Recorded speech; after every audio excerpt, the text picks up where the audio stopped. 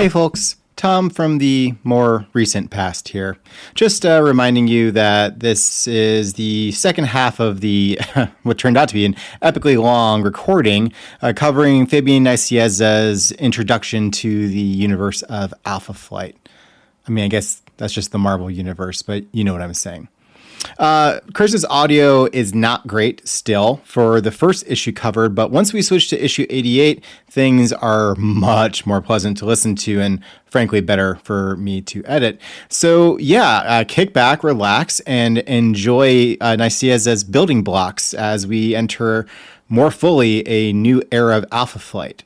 And one additional note, longtime listener and friend of the pod, Sam, lives in Gary, Indiana, and has been kind of going through it over the last couple weeks, what with the lack of power for an American city, which we could say quite a bit about. But for today, we're simply going to say, Sam, hope you're doing well. Love having you as part of this community and hoping the lights turn back on very soon. And hopefully you especially enjoy this episode. Enough from me from this particular moment in time, and back to the podcast. Now on to the meat and potatoes. Alpha Flight number 87, titled Building Blocks, Part 1, Loyalty. Cover date, August 1990. Written by Fabian Nicieza, pencils by Michael Bair, inks by Mike Manley, cover by Jim Lee, colors by Bob Sharen, letters by Janice Chiang. Please don't ever leave us, Janice. Edited by Danny Fingeroth and Tom DeFalco as a boring old editor-in-chief. I wonder if the funny titles were Carl Potts and Denny O'Neil. Something that generation of editors did that their replacements let go, you know? Like, Carl Potts is also editing What the? With an question mark and an exclamation point, like weirdos use. And they do all sorts of silly stuff. Like, I think that's a Carl, quote, Coffee Potts thing. I like how you didn't close the quotes before you said Potts. Yeah. Right.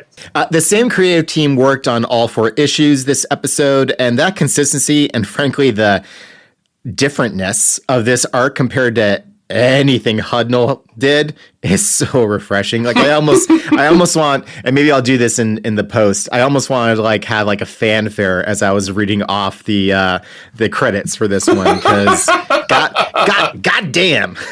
Another great Jim Lee cover with Vindicator Sasquatch and Persuasion, as we have to call her now, facing off against an angry wild child standing over a defeated Laura Dean. See, I said it the right way. Yeah, Tom did the arm pull. Yes, he got it right. With a big Wolverine looming over them in the background. Very solid Jim Lee cover. Dude draws a great Wolverine. Yeah, he made a whole career out of it. The book opens with Wolverine arriving illegally in Vancouver and fighting his way past a bunch of hapless Mounties on his way to find her. He also hints that he is dying and has a time limit on his mission. Scene change to a Roxxon energy research facility. Man, Nicieza from jump bringing Roxxon right back in. Like, This is a guy that gets Alpha Flight. In Boulder, Colorado, where Roxxon's in-house superpowered agent Windshear is attempting to infiltrate the sub-basement, which is filled up with technological monstrosities that create their own weapons. Windshear is new, and I hope you don't hate him because he's here to the end of the line. He has some kind of white and blue suit with a green translucent faceplate, kind of like Chiang. He's British, and it's written on the page that he's British, if you know what I mean. I'm still not sure if we're going to lean in on that accent, Tom, or if we're going to completely ignore it. Oh, buddy, we are leaning in hard. As soon as I saw how he was written on the page, I got excited. I cannot wait for him and Northstar to get into like a little tete-a-tete, and it's just going to be me losing my mind for 3 minutes. I would love to see the two of them go at it. His power is to create hard air molecules, which is weird. Like, and also, I don't know. It's like telekinesis with extra steps. Well, he fails at his mission, so even though he's not in Alpha Flight yet, let's take a drink to welcome him to the book. His boss, Mr. Higgins, decides they need a machine to fight a machine and says he'll get Windshear some help. Okay, before we move on, that naming has to be a My Fair Lady reference, Look, right? it has to be, and yeah, I don't understand how. Well, because Windshear is talking like, governor and whatnot, and then he's got Mr. Higgins, Professor Higgins, who's there to, like, correct him. I mean, I just... it has to be. You're not wrong, but that's terrible. But it's not addressed. It's just there. So if you know it, it's amusing. If you don't know it, it doesn't matter. Like, it's actually kind of neat that way. I'm okay for what I get, like, amused by. That's just like catnip for me. I am in. Look, it could also just be Stockholm syndrome. I'm so thoroughly broken by what came before that, like, the suggestion of competence and a story that I'm going to enjoy has me, like, over the moon. Scene change to Ottawa, where Heather fills us in with some narration on what's been going on since the sorcerer was defeated. About 2 weeks ago, apparently, the government put Alpha Flight on polite incarceration again and held some big hearings again. Heather deploys some good PR, and the government agrees to establish a new Department H to support Alpha Flight, as well as to reinstate Beta and Gamma Flights as trainee teams under Department H's control, which, yeah, pisses off Nemesis. Who is at the hearing in full uniform, as they all are, but her uniform includes being completely covered head to toe, to fingertip to head, and nobody knows who she is, including Department H, and it just blows my mind that we're standing in an official government hearing with a superhero that nobody knows who they are. You know? Does she shower? Does she eat? Nemesis is one of the sillier things from early Alpha Flight to bring back. I mean, I think she was actually pretty solid initially, but bringing her back the way she was brought back is just bizarre. Yeah, she was clearly Ernest's daughter who died having completed her mission, and now we just have Nemesis TM moving forward. Nemesis Part 2. I have to say, I think her commitment to remaining in costume at all times should warm Heather up to her. Having said that, it maybe, just maybe, felt like another way Nemesis was horning in on her brand. And she's already, look, Heather's already primed from the whole talisman of it all. That murder order is filling right back up. Oh, dude. On the nemesis of it all, I hope you don't hate her, because she's a core part of Alpha Flight lore for, like, ever. In a way that, like, Courtney Delphine isn't. Courtney is left in the dustbin of early Alpha Flight, while Nemesis appears in just about every incarnation of Alpha Flight. She's absolutely vital to the plot of, I think, Volume 3, in a way that I find hilarious, and looking forward to telling you about sometime around 2030 or so. Counterpoint, I would argue that Delphine Courtney has had more page time than any other villain in Alpha Flight's history, considering that Heather has been wearing her since issue 30? Issue 32 or so? I completely concede that point, friend.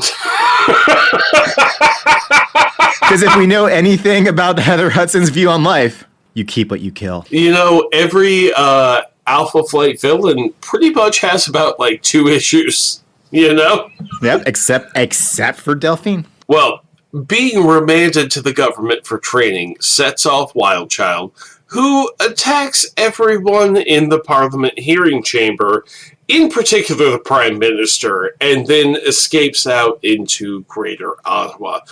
This brings us back to the current moment in the book where Vindicator is leading Nemesis, Witchfire, Persuasion, and both sets of twins in trying to bring Wildchild in before he does what he does. A quick aside, in keeping with early Alpha Flight approaches to blending the real world with the comics, the Prime Minister is at that time, current Canadian Prime Minister, Brian Mulroney. I'm not going to go into everything he did. I will, however, say that he helped to fast track and formulate NAFTA.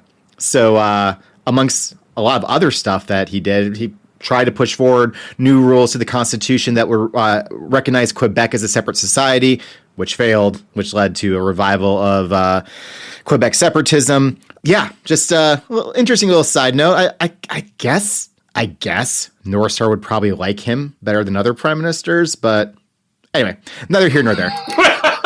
Where is the rest of Alpha Flight, you might ask? Good question. Sasquatch, Talisman, and Shaman are still trying to find Puck, who disappeared from the hospital he and Shaman were recovering in after a tango with the Dream Queen. They get the information they need and keep on searching for that missing Puck, which sounds like it's sort of a throwaway thing. No, it's working. Like, this issue is handling 3 distinct storylines and moving them all along in a way that makes them all feel relevant and that they're all going to tie together in a satisfactory.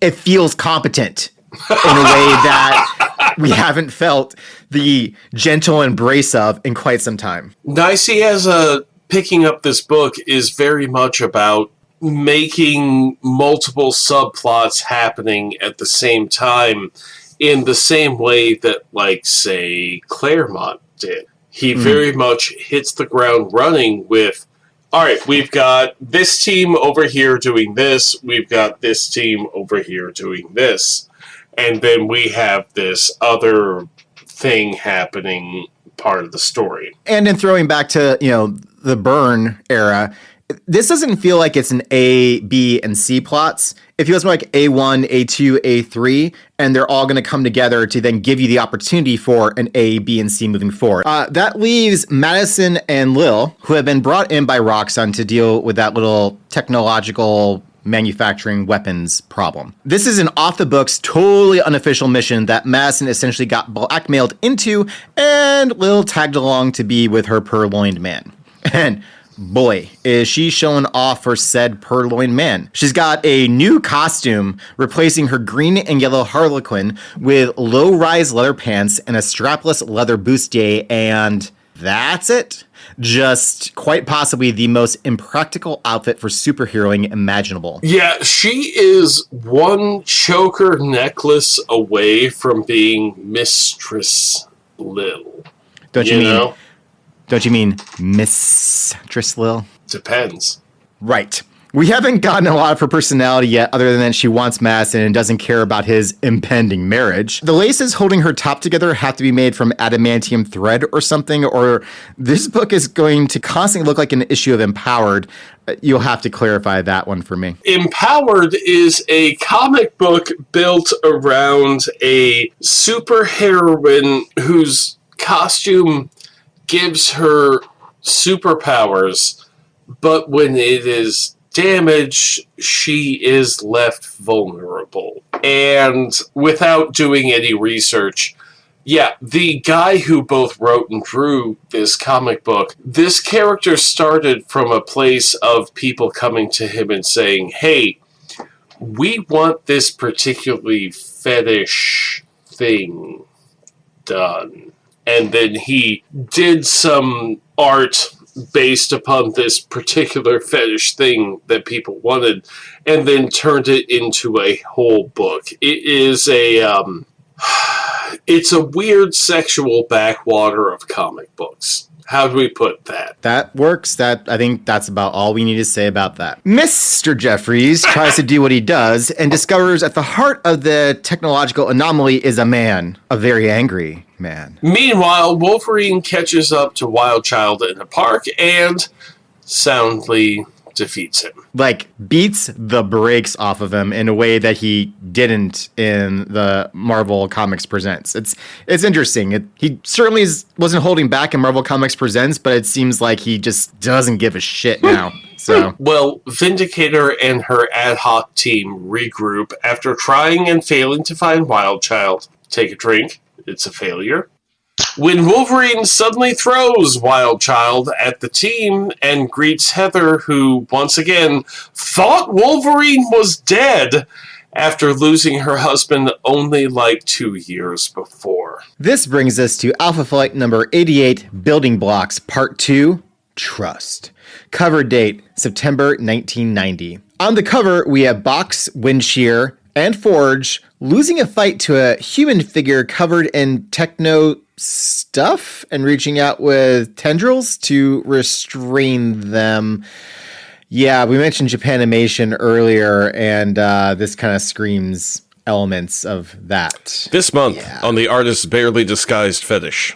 Yeah, indeed. Narration box says, guaranteed this issue contains the most shocking ending of the year. And you know what? I think it delivers. What did you think, Tom? Yeah, and then some. The book opens with Heather and Logan figuring their shit out and make plans to turn Wildchild over to the authorities, which is, I guess, the new Department H that doesn't exist yet. I'm not sure what authorities are responsible for holding on to somebody like Wildchild. I think at this point it's just sort of like rolling up to whomever and being like, hey, this is your problem now. Maybe it's his turn in the drunk tank, like Alpha Flight. You know, that's just Canada's solution to everything. You get out of line, drunk tank. Drunk tank.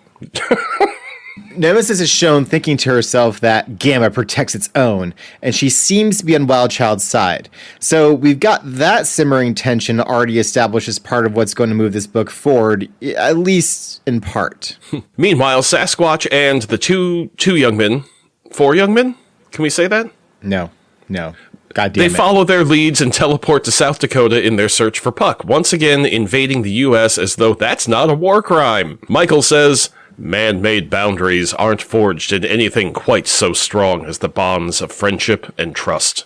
Puck has those bonds with us. Nicieza has already done 1,000% better with Michael's dialogue than Hudnall ever did. Like, we've said our piece about Hudnall. It's fine. We don't need to keep going over it.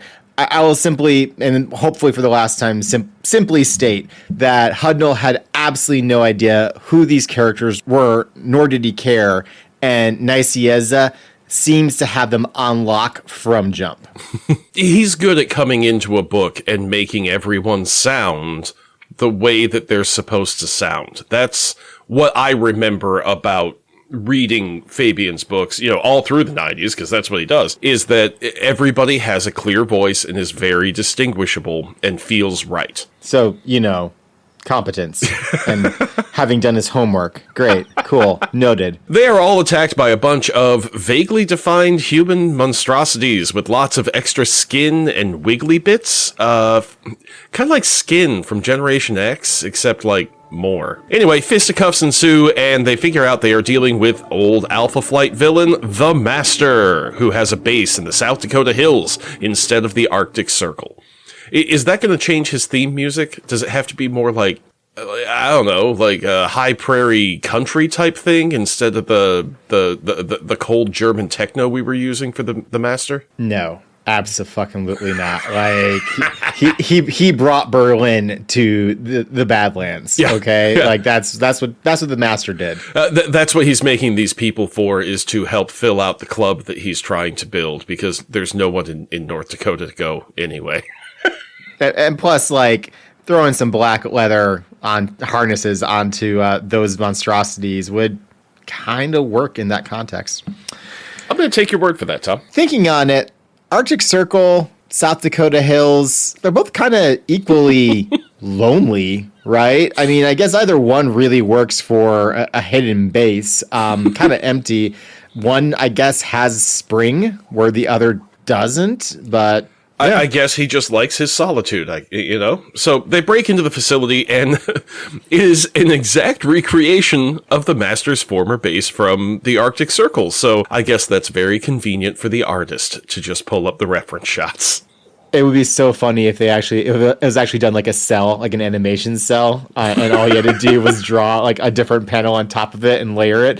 I know that's not how it worked, but it'd be very funny if that was. Well, inside this recreated base, Puck is there in his tall form and also being turned into one of those weird things they battled earlier. So, wait, we found Puck. This weird little plot thread is finally going to get tied up. Yeah, finally. Jesus. Like, you could almost call the last year the quest for Puck, except no one knew that they were actually on a quest. Back at the Roxxon facility, Madison is delivering his report to the Roxxon folks. They have to have their own nickname for themselves, and I don't want to know what it is. And also to the National Security Council, which means X-Men supporting character Val Cooper makes an appearance. Madison explains he can't think and do his thing fast enough to keep up with the dude in the sub-basement, and that if they had a way to think and program faster than that problem, Madison's power could be enough to overcome him. So Val says, I know a guy. And sends Madison, Windshear, and Diamond Lil to go find the X-Man Forge, who is currently on a highly militarized Muir Isle in Scotland. They arrive and, again, fisticuffs ensue. Forge agrees to go help them out, and Lil stands around like eye candy. I will say, though, that Muir Island shoots them out of the sky, and when they land, they kind of demand to know why they shot at them. And Forge's response is, "You came straight at us at supersonic speeds without a message. Of course, we're going to interpret you as a threat." At which point, Box chimes in with, "No, we tried to send you a message. It didn't go through. Can we maybe just start talking now?" And I swear to God, in like 3 panels, Nicieza addressed like the fuck up that Heather had when she approached the X-Men out of the sun with no warning. Like he has injected a level of common sense into this fucking book that we haven't seen in, I don't know, 60 plus issues. It's incredible. I mean, put this man in charge of the UN Security Council is all I'm gonna say. Like he's figuring things out. I don't know if it's that Alpha Flight approaches the X-Men wrong, or if the X-Men interpret those approaches wrong. But every time Alpha Flight goes to the X-Men for help, they get shot out of the sky. Anytime Alpha Flight goes anywhere, they get shot out of the sky. If they get noticed, they get shot out of the sky. Well, and now it's Box as the jet instead of the disposable Alpha jet that we, bid a fond farewell to after, 2 pages, because that's about how long they can hold on to one. Oh, man. Poor JMH. If he had realized that Madison could do that with Box, he could have saved so much money in the budget with replacing jets every, 3 months. Oh, man. Yeah, you're absolutely right. He would have been like, "Hey, Maddie, I need you to hang out down here and fix all this stuff that we wrecked, okay?"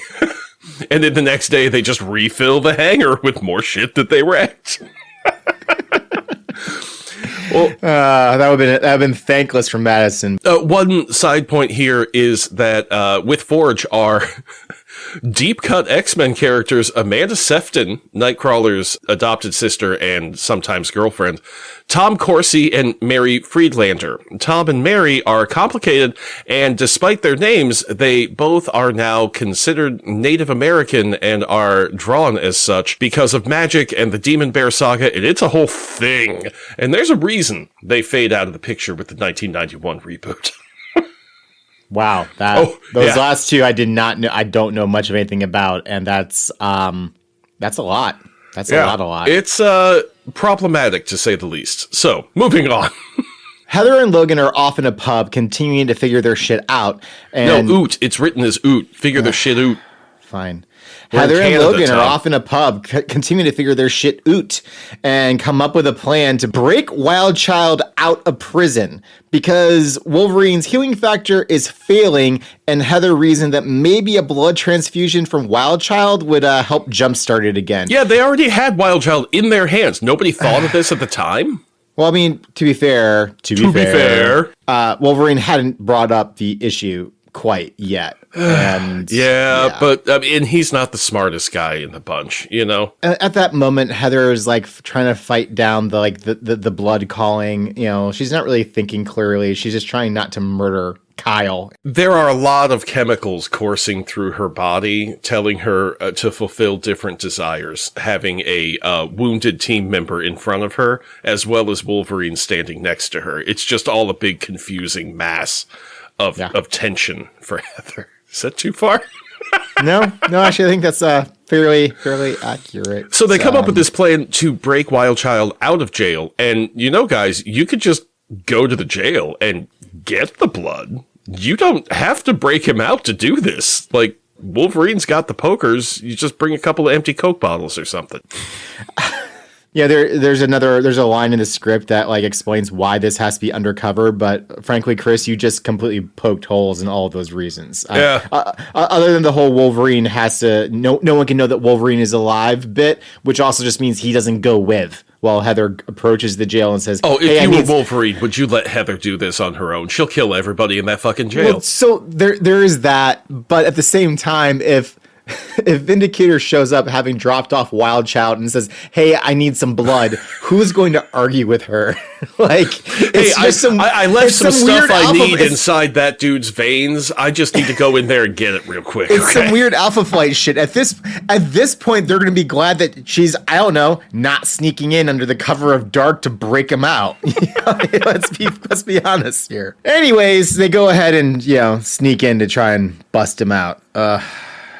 So they break into the prison successfully, but find that Wild Child has already escaped. Gasp, as my youngest would say, because that's how she expresses surprise now, is by saying, gasp. Oh, that's delightful. She's a treat. And now we come... That is 100% your kid. Oh, my God. She also says a lot of how dare you to anything. Yeah. Just anything. Gets hit with a red shell in Mario Kart. How dare you? What happens in Mario Kart stays in Mario Kart, kid. I'm looking forward to when the U gets dropped and it's just how dare, which comes across so much differently. I'm gonna try to push her towards that one. All right, here we go, guys. We're gonna rip the Band-Aid off. We have come to the shocking ending. Back in Roxxon, Forge and Madison successfully merge and use their powers to outsmart whatever is going on in Roxxon's sub-basement, fight their way to the center of the phenomenon, and find... Oh, what's that I hear? By God, King, is that James McDonald Hudson's theme music I hear? We get a nice Bernie. Actually, are we putting Bernie Lean in there? Because this is really him. This is not him propped up and used for sales, He's not Bernie leaning. This is the real James McDonald Hudson, naked and cyborged up in Roxxon's basement, which, real sus, guys. Yeah, more than a touch suspect there. You've teased this enough that I had an idea it was coming.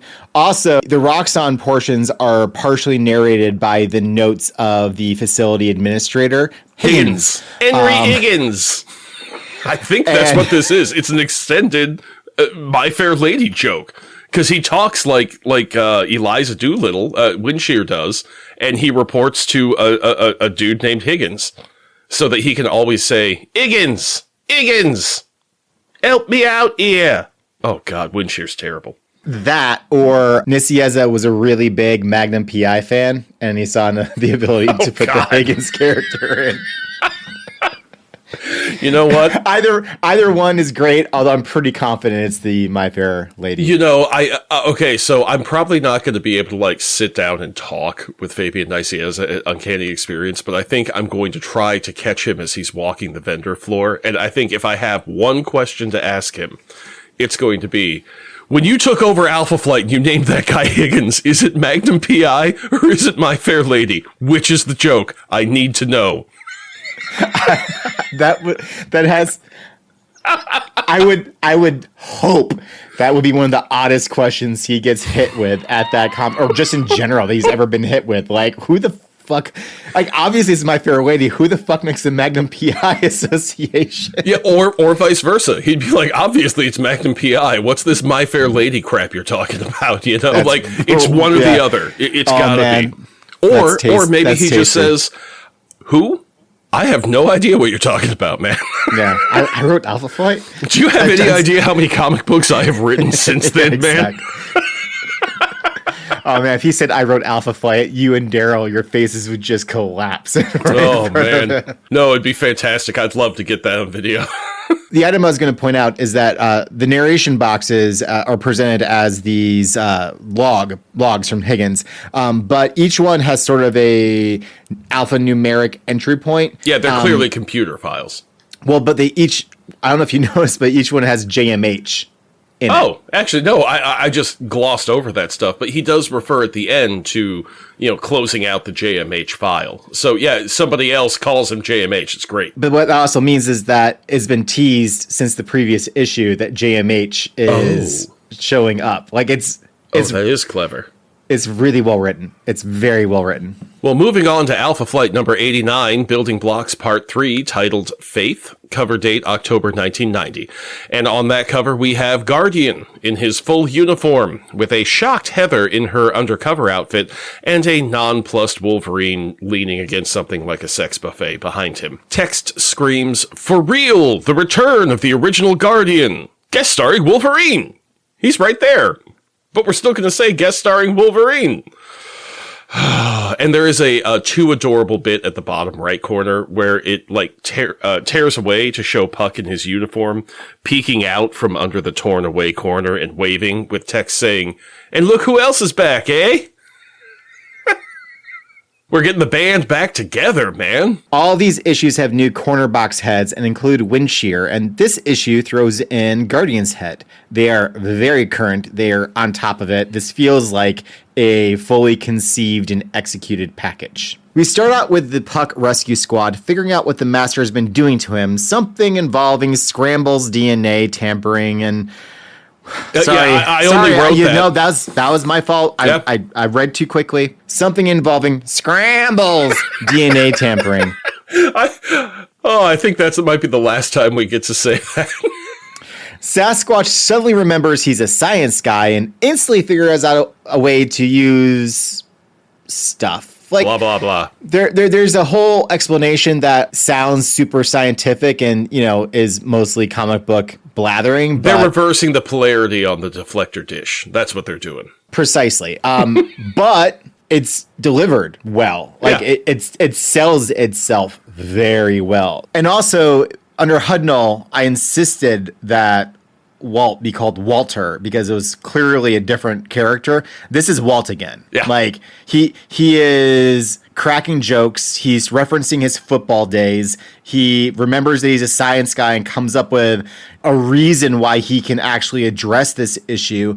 It is Langowski once again, and that's kind of welcome in its way. Yeah, it's kind of nice to have him back, Either way, the end result is that Puck will be cured of the mutations, but he will be reverted to his dwarf form and pretty much stuck. There's no working around that. But there will be no razor being held inside him anymore. He will actually now be like a genetic dwarf. So we're really we're retconning that right out.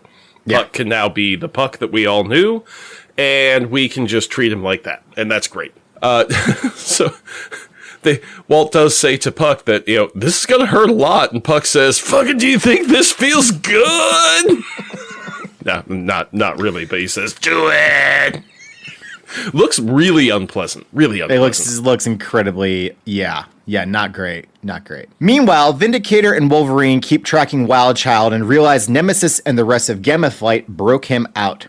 They track them down and face off. Not like Cage, Travolta face off. They don't like swap it. Like they square up. Now I'm thinking about how to best incorporate that type of face off into some comic book. And boy, well, see, the thing is, the best way to do that would be full face Scramble. Mask. Oh God. Or that one Morlock who can reshape flesh, like when he made Colossus look like he was in his armored form, but it was just flesh. You can totally stab him. It just looks like metal.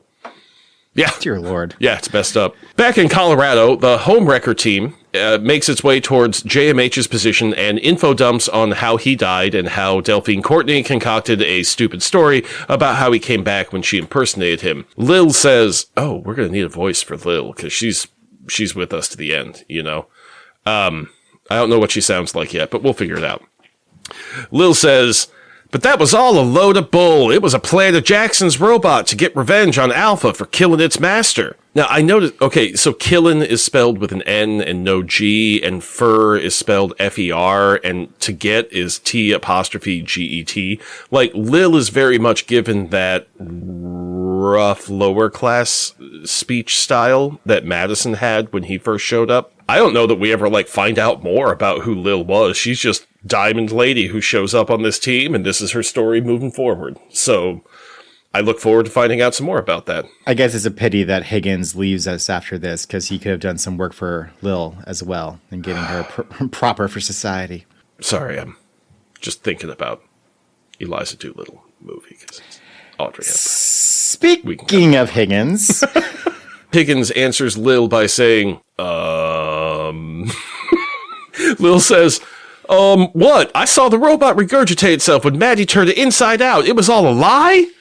Higgins says, well, that crazy story that the robot came up with about Hudson getting thrust back in time and waking up on Jupiter's moon Ganymede and then sleeping cryogenically and getting sent on a spaceship back to Earth, that wacky, crazy, kooky story. Well, it was all true. And that is a direct quote. That's actually what Higgins says. Like, that's not me putting words in his mouth. Literally the words on the page. All of it was true, Tom. That is exactly what happened to JMH. Here's how I'm going to take this. Now, that story is on its face very silly and just beggars belief. And the explanation that JMH provides after the fact does not do a lot to make me feel differently about it. However, it does mean that Delphine Courtney was pulling information from Roxxon and wasn't creating it whole cloth, which actually kind of makes sense in its own way. You know, yes, she's a very advanced piece of robotics. And yes, she really, really wants to murder Heather. But it's not like she's that creative of an AI. So, you know, bravo, Roxxon. You created a limited general intelligence. Good for you is probably the smartest thing you've done, technologically speaking. And then you put it into a sex bot. Good job, guys. I mean, and then you did exactly what all the Silicon Valley bros want. And, you know, we can only ask for so much. Peter Thiel is reading this book and saying, why are they treating Roxxon like the bad guys? I'm confused about this whole thing. What's going on? Why isn't anybody punishing these superheroes? That could totally be a great patch for you. Something pulling Teal and Roxxon together. Maybe that'll start working its way into the commercials. Roxxon equals Teal. Well, the Puck Rescue Squad cures Puck, who's back and happy as ever, and they find the Master and blah, blah, blah, blah. You all have read comics. You know how this goes. The Homewrecker Squad finally gets to JMH's physical body, and Madison merges with his cyborg parts, and JMH wakes up and is back, baby! Yeah, he's back, all cold and robotic-y, but before we move on, Madison merges with his cyborg parts? Madison's powers have gotten awfully squishy already, Fabian. Yeah, there is that. There is more than a bit of Deus Exing throughout this, but at the same time, it's whatever, dude. We just went through hell. I'm fine. I'm fine with this. But I do think that and maybe this is something that we touch on more at the end. JMH's personality and his manner of as expressed by his manner of speaking, and even how he's drawn, is significantly different. He is very stiff. He doesn't move. He's like Data, because the aliens, remember, listeners, if you don't remember, but the aliens didn't know what was human and what was his suit. And so they like fixed him with all of the bits. And now he's a cyborg. And that's, I think, a very clever way of bringing him back in, and also establishing why he wouldn't immediately slot right back in as leader, perhaps, which or we'll as Heather's husband. You know, like, it's good that he has changed, and we're not just he's back and everything's fine. It's like he was never gone. You know, like every time Gene comes back. Right. Sorry. Finally, we have Alpha Flight number 90, Building Blocks Part 4, titled Strength. Cover date, November 1990. On the cover, we have Heather and Wolverine fighting Gamma Flight with a ghostly giant guardian looking over them, like how Wolverine was drawn in Part 1's cover. Really nice turnaround there, like nice symbology. Symbolism, Tom. The word you're looking for is symbolism. I think we need to start working in a quote from that movie that we'll never cover, at least every other episode moving forward. I like how we have two movies that we won't cover for very different reasons that we have both seen entirely too many times. Well, no, we only watched Ballistic X versus Sever just the once. We've seen Boondock Saints a lot. I was also talking about The Professional. Oh, yeah. No, we're not gonna. No. I mean, Ballistic X versus Sever is on the menu. I'm just saying that's going to happen at some point. The Professional and Boondock Saints are just going to be mentioned in passing. Yeah. Everything is getting wrapped up. Heather and Logan fight Gamma Flight. JMH recaps his story for Madison, Lil, Windsheard, and Higgins, who apparently was actively trying to kill JMH to get him off the company's books and conscience. No, really, that's exactly what Higgins was doing. He was like, hey, we got a problem down there. How about we just unplug it and let him die? Like, that'll solve our problem. We fixed the glitch, you know? He's not wrong. Could you imagine if that was the possible outcome in My Fair Lady? Either she changes or she dies. I don't like this reboot that you're pitching, Tom. This sounds unpleasant. Lil apologizes for the whole trying to kill him that one time, and then the other stuff he doesn't even know about. And he says that if Alpha Flight has given her a chance to reform, then he will give her a second chance too. This is clear demonstration the dude's more robot than man, because come on. With what we've come to learn about JMH and what he was doing in Department H behind everybody's back, you know what? Everybody, he has no place to say, no, you're a bad person, you're not allowed to be here. Oh, you killed people? Were you trying to turn them into your own superpowered people that you can control indefinitely? No? Oh, you're a bad person. Do you think everyone gets one Bedlam card? Like they get to pull it once on JMH to win an argument, but only once? Heather probably gets like 3. Actually, that would be fun. How long you've been part of Alpha Flight determines how many Bedlam cards you get. Well, see, I'm thinking about Heather and JMH like arguing about whose turn it is to do the dishes. And this is my point. It could be for anything. And she just says Bedlam. And he's like, fucking fine. All right. And he goes off and does the dishes. One person who doesn't get a Bedlam card is Windshear, who realizes the international corporation he was working for that outfitted him with a super suit and sent him in to, wet work, clean things up. Yeah, they're probably not great and only care about money and the bottom line and protecting themselves. So he quits and leaves to go join Alpha Flight. I mean, he kind of just joins Alpha Flight, he didn't ask. They didn't ask him. He's just like, I'm out of here, and leaves with them. And everybody's like, what's this guy doing here with us, It's an interesting process. Much like Lil just hanging around long enough to just sort of be part of Alpha. Windshear just sort of joins up. This is a real non sequitur. I don't think we've brought this up before, but you remember the show Just Shoot Me, right? Oh, yeah, yeah. Okay, do you remember the episode that was like a VH1 Behind the Music focused on Nina Van Horn, the model who's one of the editors on the magazine? I do not recall that specific episode, but I do recall Nina Van Horn, yes. Yes. In this episode, it's tracing her life story, and it's of course hysterical, and all the people that she interacted with over the years. And she had a period in the late 70s, early 80s where she was hanging out with bands in California, and it cuts to the actual Don fucking Henley of the Eagles, who says, "We decided that it was easier to break up than get rid of her." We were doing a reunion album in the studio, and she kept jumping in with the tambourine, and finally we were just like, you know what, it's not worth it, and ended it. When you brought up the idea of Diamond Lil just hanging around long enough to join Alpha Flight, that's what immediately came to mind for me. So makes total sense, Yeah, this is how brains work. Well, what I'm thinking about is the Avengers famously have their charter, and there's rules, and there's whole like a procedure for how you join, and I assume there's pay and like healthcare and stuff, and what like there's a whole formal thing. Alpha Flight has none of that. You just show up. Also, they're now under the auspices of the Canadian government, and like a random Brit just joined them. I mean, I know they're all part of the Commonwealth, but come on, guys. Come on. We were joking about the war crime of invading America earlier. Well, they're just bringing over, they're smuggling in an illegal immigrant. He doesn't have a visa.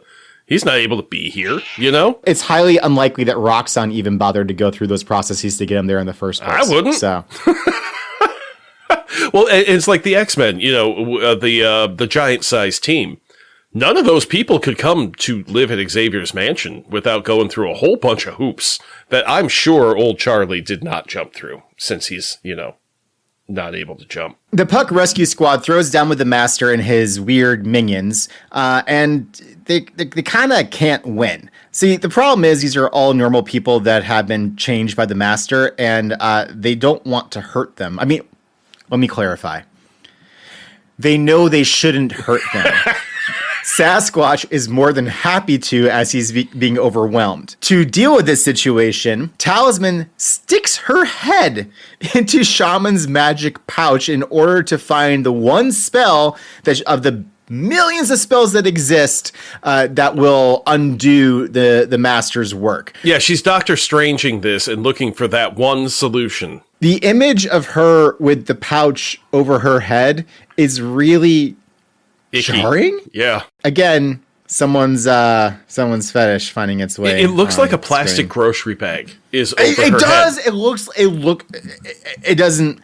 It doesn't look There's like cloth. It's white. There's Shaman's so pouch isn't many supposed ways. to be. I don't know. So many ways that this is not a good look. A lot of this stuff was really great in these 4 issues, but this little bit here with the bag, no, sir, I do not like it. It's just uncomfortable. I don't think it's necessarily like a flaw. It's just it. It's a very detailed face underneath the cloth. That's the thing. Heather and Logan fight Gamma Flight some more until Nemesis and Wildchild bitch out by teleporting away with zero explanation. There's like a bunch of char and ash left behind, which is how Nemesis like originally died in her first appearance after dispatching Ernest St. Ives. She like collapsed into dust and left behind her sword. That was how that issue ended. But that was also because it was implied that, you know, she was older than she should be, and she was his daughter dust. who was like 100 years old, and yeah. And just to address this a little bit, like to expand on it a little bit more, Auric and what is it, Auric and Silver? Yeah. You know, I gotta tell you, Auric and Silver's names really irritate me. You're gonna go to the trouble of calling the gold one Auric, and you're just gonna call the other one Silver. Silver! I mean, I'm glad they're gone. They leave to go back to China to fight for democracy and freedom, et cetera, et cetera. Like, 1990 was a different time, friend. well, also just like they could have fucked off at any point. I just don't. Yeah, it's Anyway. like they took this gig and the gig didn't work out, and they're like, you know what, this didn't work out. I'm just gonna go home. Okay, bye. Witchfire decides that she wants to join Alpha or join one of the flights and work her way up and learn more, which just leaves Wildchild and Nemesis, at which point Nemesis does the whole sword thing and they disappear. Yeah, so they're not sure if they like committed suicide or if they teleported, and frankly, Wolverine and Heather do not care. They're gone. Although also Wildchild's magic blood is gone too, so Wolvie is still in a pickle. And Heather didn't really get to kill anyone, so there's that too. The issue closes with everyone meeting up at the Ottawa hospital where Puck was being checked out. I wouldn't go back to that hospital. Yeah, why would you go back there? That's a bad hospital. Well, because the artist already had it locked and knew how to draw it. Oh yeah, the cell was already made. Yeah, right. Sure, that makes sense. Heather sees Puck, hugs him, and cries, and then Matt comes into the room and totally cockblocks Puck. It's incredible. Jesus Christ, I hadn't even thought about that. You're right. Puck is like, this is the greatest day of my life, and then JMH walks in and he's like, son of a bitch! Can't you stay dead? Can't I catch a break? Good God!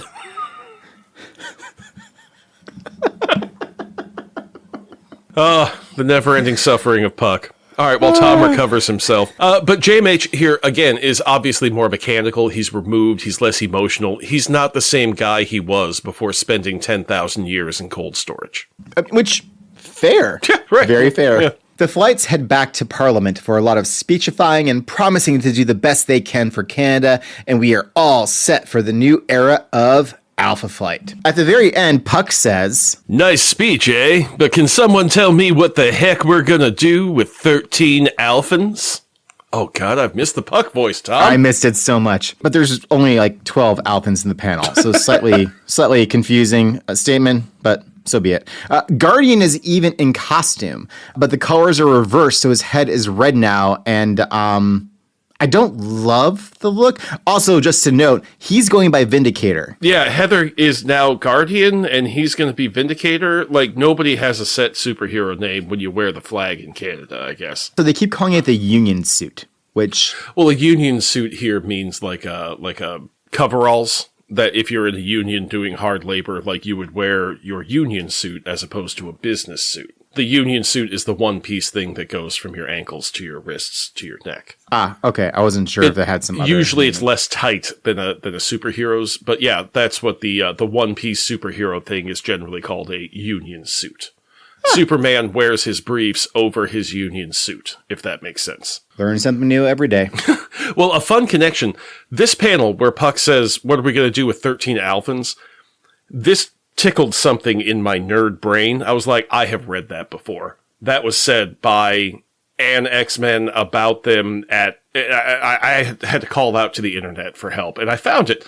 X Factor number 70, just after the Extinction Agenda and the Muir Isles saga, where all the X-people from X-Men, X Factor, and New Mutants are together on the island all at once in this little moment after dispatching the Shadow King. You've got, like, the entire X-cast for the first time, because a lot, like, X Factor never interacted with the New Mutants prior to Extinction Agenda. So they're all there, and Professor X says to Beast, "You were correct. The center cannot hold, and so a new center must be established.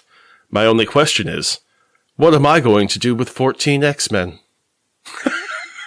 So that happened, I think it's a year from now. It is right before the 91 relaunch. Like, this is the last X Factor book before Peter David wrote that issue. And then he takes over proper with his own team with Havoc and Strong Guy and Multiple Man in the very next issue, number 71. So Peter David most definitely read this issue of Alpha Flight. That's kind of wild, actually. So we have another thing that Alpha Flight did first. Absolutely. And in that panel, there's only 8 X-Men visible. So where are the editors on these things? You would think the editor would say, hey, what are you doing? Especially when Alpha Flight already demonstrated you can fit at least 12 superheroes into a panel. Maybe not 13, but definitely 12. And that's the end of the 4-part building block storyline. We've got some great stuff to work with, some new and old characters, some new and old villains, lots of stuff going that doesn't involve Talisman or the Sorcerer. So from where I'm sitting, this is a resounding win of a storyline. It does feel a little bit like we're rewinding and doing stories over again, but with Nicieza making them better. Doesn't change the feeling that we're being served leftovers, though.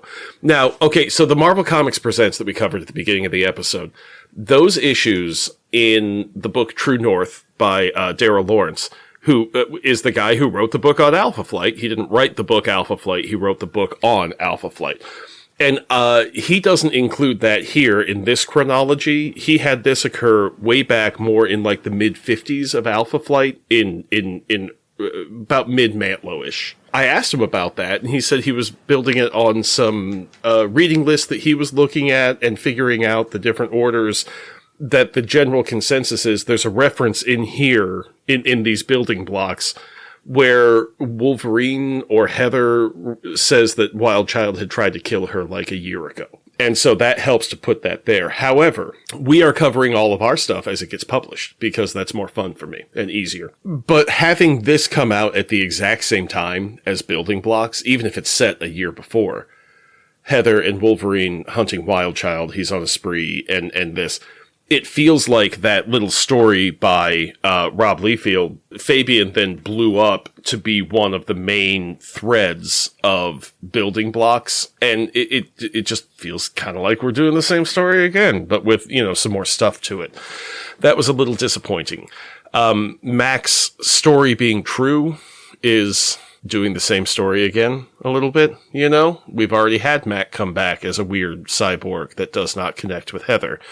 But Fabian's going to make it better. A thing I'd noticed, and especially as a distinguishing note from the Hudnall run, is there is none of the here's this character and this is what they do, and here's that character and here's what they do. There's none of the immediate, like the attempt to onboard the person for whom this is their first issue. There is simply, here's what the story we're telling and we're going to move things along. And you're going to get a sense of who the characters are and what they can do by what they're actually doing on the fucking page, which, you know, show, don't tell. Appreciate that.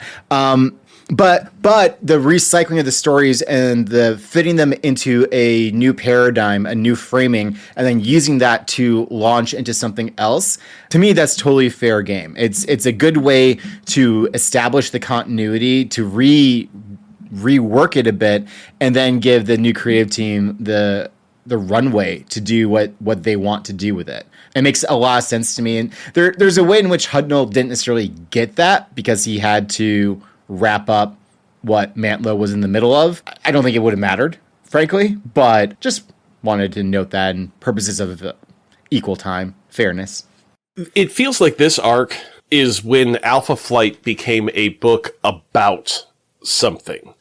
It wasn't just the people and what they did, because John Burns was about the people in Alpha Flight and what they were doing right now. This is what we're seeing, is them living their lives, and this is what's going on, and this is what they run into.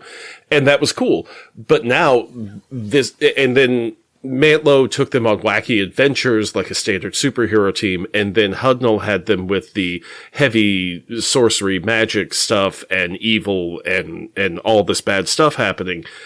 And those are all, I guess, themes. But with this, we've got the superheroes and the government being very much in the bedrock of what is going to be happening moving forward, because they're going to be with Department H until the end of Volume 1, all the way through Volume 2. This is what brings that Department H stuff back.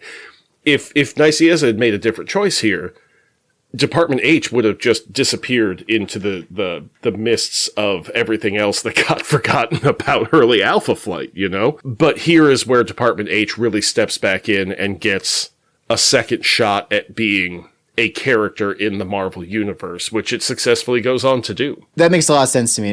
And that description of the eras of Alpha makes a lot of sense to me. The people focus, the wacky adventures, the mystical horror angle to it. It's funny. It's almost like they're doing the different eras of comics, but in the wrong order. Yeah, a little bit. Which in some ways might even explain some of the awkwardness of shifting back to almost a gold or silver age with Mantlo, when you had a comic that was much more late silver into Bronze Age in Byrne. Like, it just, things don't normally go backwards like that. This feels like good Alpha Flight. It doesn't feel like John Byrne Alpha Flight, but it feels authentic to what John Byrne was building. And looking back now, that like we've been saying with these eras, I think that moving from Byrne to Mantlo, that was okay. Like, that was a shift into a different type of book, and Alpha Flight as a book did okay. Like, it didn't have the superstar rocket jet of John Byrne pushing it forward anymore, but it did have Bill Mantlo, and it had relatively well done stuff as long as you overlooked the Mantlo of it all. I think that if Nicieza had been brought in after Mantlo, Alpha Flight's reputation would be entirely different. It was trying something new with Hudnall after Mantlo's stuff hadn't really done what they wanted. It was the back-to-back writers who just didn't find the right gear for this book. It was because of it being back-to-back that the book wasn't able to find its footing post-Byrne, and it turns into Awful Flight, which, by the way, is an official published story in a What the issue about Alpha Flight when they get their own featured spoof in I believe, number 7. It is called Awful Flight, written by Mark McLaurin. How sharper than a serpent's tooth, Mark. I don't know. I mean, I think if shifting from Mantlo to Nicieza would have been great for so many reasons. I almost feel like it would have had to have been burned to Nicieza. I think the Mantlo overhang is strong. That would have been the most successful move, but I don't think Nicieza was ready at the time and all that Totally. Stuff. But having said that, I also think that the burn of it all is what really hangs over Alpha Flight. When I was at C2E2 this year, first day, wearing my Aurora bowling shirt. You're welcome. Thank you. Among the many people who like pointed it out and were like, "Oh, that's awesome," and Alpha Flight and so on, two guys pointed it out and then immediately start talking about Burn and how Burn's first 12 issues and how after those first 12 issues, Alpha was just sort of a thing, and etc. And that was something we covered initially, that Byrne had a plan for 12 issues and kind of wanted to be done and then kept doing it until he was able to get off of it and go do something else. And that story, no matter how true it is or how much like flavor has been added to it over the years, that story is part of Alpha Flight. It is the only part that is absolutely canon. Everything else, you can pick and choose what it is that you want to interact with as a writer or whatever moving forward. But those 12 are the Torah. They're not getting messed. And so there's a way in which I totally take on what you're saying. I almost wonder if having Hudnall, as much as I think Hudnall like killed the book and really damaged it in some pretty profound ways, Nicieza, this is as clean a start as you're going to get. Yeah. In terms of Alpha Flight, in terms of people's perception of it, maybe not at the time, but from our vantage point, we can see that this is a clear runway, an opportunity to take the book in a new, interesting direction. And build some more canon stories for it. Build on top of what was already there and not be in the shadow of what came before. In Discworld, their major city, Ankh-Morpork, they say, it's on a river, and they say what Ankh-Morpork is built on is Ankh-Morpork. That when you go, like, underneath the basement of a house, there's another basement under there. Because when the river floods and leaves all the dirt behind, they just kind of board up the windows and then build another story on top of it and ignore all that stuff underneath. And that kind of feels like what Nicieza is doing here, of just saying, yeah, all that stuff happened. We're just going to keep it nice down there in the basement, and we're going to live up here and not go back down there anymore. Yeah, and I think it's a very smart move. And I think what light retconning that he's doing works in that regard. It establishes how this book is Alpha Flight, how it connects to all the stories that have been told before, but also it's trimming the edges. It gives him narrative impetus for whatever it is he wants to do next. He has his team. He has the original Alphans, minus Marrina, back. And it's been more than 3 minutes since we were going to talk about Marrina. I have to say at this point, it's been hours. Yeah. I'm working on that. 5 minutes, Turkish. 5 minutes, Turkish. But yeah, I think Building Blocks is such a great name for this arc. I appreciate that it's part one has a part two to it, a part deux. And for the first time in a while, I'm rather excited to see what comes next. Me too. I've been thinking some really big pictures about Volume 1 as a whole, because, it ends in 130. We've got less than 50 issues left before we hit that ending, and we can take a big retrospective. But in addition to the writing problems, which we've talked to death already, but those decisions by editorial, those decisions by those writers, there's also another compounding factor in what's going on in comics at the time, like the industry as a whole. We touched upon how the readership is changing because the people who started reading Alpha Flight at the beginning are aging out of the hobby. How do you get the new kids in? We talked about how Alpha Flight had shifted over to just the direct market to be available only in comic book stores. And that's why Hudnall was brought in, was to give this more adult, more mature type of tone to a book that's only in comic shops for those older fans who are, as we're moving out of the 80s and into the 90s, the people buying comic books are the same people who were buying them in the mid 70s, and the age of the readership has been creeping up. And so that direct market shift definitely affects the tone and style of stories. And when they didn't know what to do with Alpha Flight after Byrne left, and they just kind of gave it to Mantlo because they know that he can keep it afloat for a while. As they moved into that direct market and then shifted over to try to pitch it somewhere else, that didn't work. and the way that these events come together, and we as longtime nerds are here at what we're in October of 1990 cover date. We're just waiting. We're 11 months now, I think, from the X-Men relaunch that rewrites everything about how Marvel operates through the 90s. And Alpha Flight as a book just kind of came along at a weird time, had a weird idea from a weird creator who was able to make it awesome, but then trying to fit it in around everything else because it didn't follow the same structure, the same tropes, the same thing that other team. I think in our very first episode, we said, this is a different way of introducing a team. This is not how other teams come together. And that differentness made it hard to manage, but also the industry and the changes that they were trying to navigate through made that even harder to be able to figure out how to capitalize and make it work. So yeah, there's a lot to be said about just kind of, you do the first 20, you do the John Byrne issues, and then you just jump right up here to building blocks, guys. Like that's the machete way to do Alpha Flight, I think. But there's going to be lots of callbacks here that you would not get if you didn't understand that. You would miss out on Wanda. Like, you miss out on a lot of fun stuff. And I think that we did the right thing by coming through and exhaustively doing everything that led us up to here, because now this is the Alpha Flight that I was buying on the rack. So these are issues that I still own, that I'm reading for the podcast from these issues because they're the ones I bought off the rack.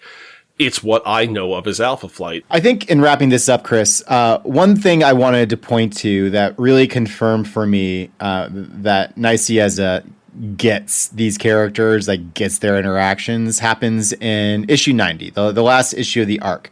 Towards the end of the issue, when they're all in the hospital, gathered round, and one of our favorite bits is possible again, and not just because they're back in the book together, but also because they're being written the way that they ought to be written.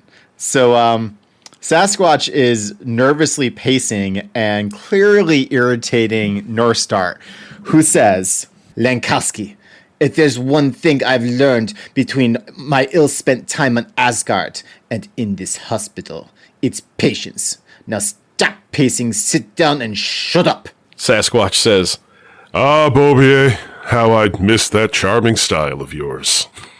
God damn it, we're back, baby! We can now try to play the role-playing game where I play a Sasquatch and just spend every turn trying to kill Northstar. Every turn. Who will be played by me because, well, this has been Chris's hope for some time. To murder me. I wouldn't want my wife to play Northstar. It would not be fun for me to try to murder my wife's character every turn. But your character? Absolutely. Especially with that accent. Why Not Read Alpha Flight is brought to you by listeners like you who subscribe to our Patreon, and by the Excelsior Embroidery Company, part of the Roxxon family of corporations, and therefore legally required to say it is proud to be building out the nation's largest network of privately held data centers, and also legally required to say it is not in any way involved in the AI images produced by Grok AI using Roxxon's data centers. I love that you don't read the commercial until you're doing it live. I love that bit. This week, Excelsior is proud to announce a new patch of Snowbird's tiara, Snowbird's headdress, whatever you want to call it. Check out this and hundreds more comic-inspired designs at excelsiorembroidery.etsy.com, where listeners of Why Not can use the coupon code WN503 to get 50% off any 3 items in the store. And people, I swear to God, folks, keep ordering things from Chris, Alpha Flight patches from Chris, and don't use the code. Use the code. It's there for a reason. No, don't listen to him. That code cost me money. Damn it, Tom. Why Not Read Alpha Flight with Chris and Tom is recorded in Chicago, Illinois, and deep beneath stately Baker Manor in a fashionable neighborhood outside St. Louis. It is written by Chris Baker, edited by Tom Flynn, with additional cat noises courtesy of Teeny the Needy Calico. Our theme song is O Canada by Five Iron Frenzy. New episodes are released every second and fourth Monday of the month at www.thewhynotpod.com and wherever you get your podcasts, where ratings and reviews are always welcome as a way to help our community grow.